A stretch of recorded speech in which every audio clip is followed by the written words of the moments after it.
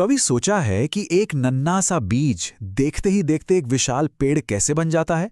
या फिर हम सब जो सांस लेते हैं वो ऑक्सीजन आखिर आती कहाँ से है? इन सारे सवालों का जवाब ना एक ऐसी प्रोसेस में छिपा है जो हमारी धरती के सबसे बड़े और सबसे जरूरी किचन की तरह काम करती है। तो यही सवाल है आज का। देखिए, हम लोगों की तरह पौधे कोई किराना स्टोर या सुपरमार्केट तो जाते नहीं हैं, है ना? तो फिर वो अपना खाना कैसे बनाते हैं, जिंदा कैसे रहते हैं और बढ़ते कैसे हैं? चलिए आज इसी मजेदार पहेली को सुलझाते हैं। तो चलिए सीधे मुद्दे पर आते हैं। वो प्रक्रिया, वो प्रोसेस जो पौधों को इस ग्रह का सबसे बड़ा शेफ, सबसे बड़ा बावर्ची बनाती है, उसका नाम है प्रकाश संश्लेषण यानी कि फोटोसिंथेसिस। तो आखिर ये है क्या भला? देखिए, एकदम सीधे सरल शब्दों में कहें तो ये एक जादुई प्रोसेस है।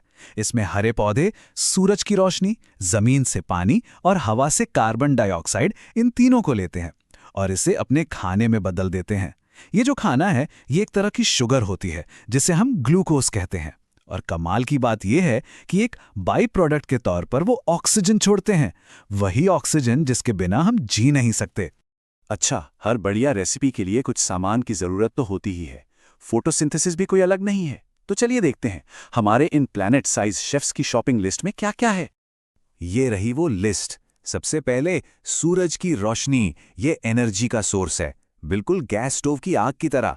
फिर है क्लोरोफिल, ये पत्तियों में मौजूद वो हरा पिगमेंट है जो असल में सूरज की रोशनी को पकड़ता है।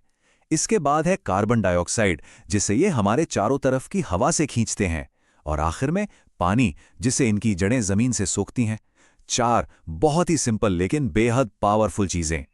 और ये खाना पकाने वाली एनालॉजी, मतलब ये उपमा, यहाँ कितनी सटीक बैठती है। इसको ऐसे समझिए, सूरज की रोशनी है गैस की गर्मी, पानी और कार्बन डाइऑक्साइड हो गए कच्ची सामग्री, और पौधे की पत्तियां ही वो किचन है जहां ये सारा काम होता है। और अंत में जो डिश बनकर तैयार होती है वो है ग्लूकोज, जो पौधे को एनर्जी देता है। ठीक है, तो हमारे पास इंग्रेडिएंट्स भी हैं और किचन भी। अब बात करते हैं रेसिपी की। ये पूरा प्रोसेस ना एक झटके में नहीं होता, ये एक 2 स्टेप रेसिपी है। तो पहला स्टेप है लाइट रिएक्शन या प्रकाश अभिक्रिया।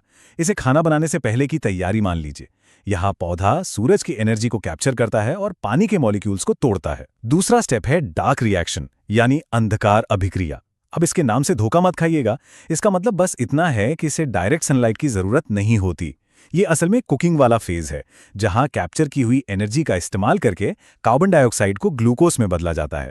इसे ऐसे देखिए, सेल के एक हिस्से में सूरज की रोशनी और पानी यानी H2O अंदर जाते हैं और ऑक्सीजन यानी O2 बाहर निकलती है। ये हो गया लाइट रिएक्शन। फिर सेल के दूसरे हिस्से में कार्बन डाइऑक्साइड यानी CO2 का इस्तेमाल करके उस एनर्जी से ग्लूकोज यानी खाना बनाया जाता है। ये हो गया डार्क रिएक्शन। एक एनर्जी को पकड़ता है तो दूसरा उसका इस्तेमाल करके खाना बनाता है। सिंपल। तो भाई, इतनी सारी कुकिंग के बाद मेन्यू में क्या है? जो फाइनल प्रोडक्ट्स हैं वो सच में जीवन देने वाले हैं, सिर्फ पौधे के लिए नहीं बल्कि हम सबके लिए। और ये है मास्टर रेसिपी केमिकल लैंग्वेज में। बाईं तरफ हमारे इंग्रेडिएंट्स हैं, कार्बन डाइऑक्साइड के 6 मॉलिक्यूल्स और पानी के 6 मॉलिक्यूल्स। सूरज की रोशनी की एनर्जी की मदद से ये बनाता है ग्लूकोज का 1 मॉलिक्यूल। ये है पौधे का खाना। और ऑक्सीजन के 6 मॉलिक्यूल्स जो हवा में छोड़ दिए जाते हैं। देखिए, नेचर में हर चीज कितनी परफेक्टली बैलेंस्ड है। अब एक बहुत जरूरी बात जो अक्सर लोगों को गलत पता होती है, हम जो ऑक्सीजन लेते हैं ना, वो CO2 से नहीं आती। ये एक बहुत कॉमन मिसकंसेप्शन है। असल में ऑक्सीजन तब निकलती है जब लाइट रिएक्शन के दौरान पानी के मॉलिक्यूल्स टूटते हैं। तो याद रखिएगा, हमारी सांस पानी से आती है, कार्बन डाइऑक्साइड से नहीं। है ना कमाल की बात? तो ये इतना जरूरी क्यों है? अरे, ये एक प्रोसेस पृथ्वी पर लगभग हर जिंदगी का आधार है। यही वो ऑक्सीजन बनाती है जिससे हम सांस लेते हैं। ये दुनिया की हर फूड चेन की नींव है।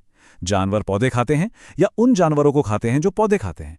ये हवा से CO2 सोखकर हमारे पर्यावरण को बैलेंस करने में मदद करती है। और ये बड़ी खूबसूरती से सूरज की एनर्जी को एक केमिकल फॉर्म में स्टोर करती है जिससे हम सब इस्तेमाल कर सकते हैं। और ये हमें एक आखिरी दिमाग घुमा देने वाले ख्याल पर ले आता है।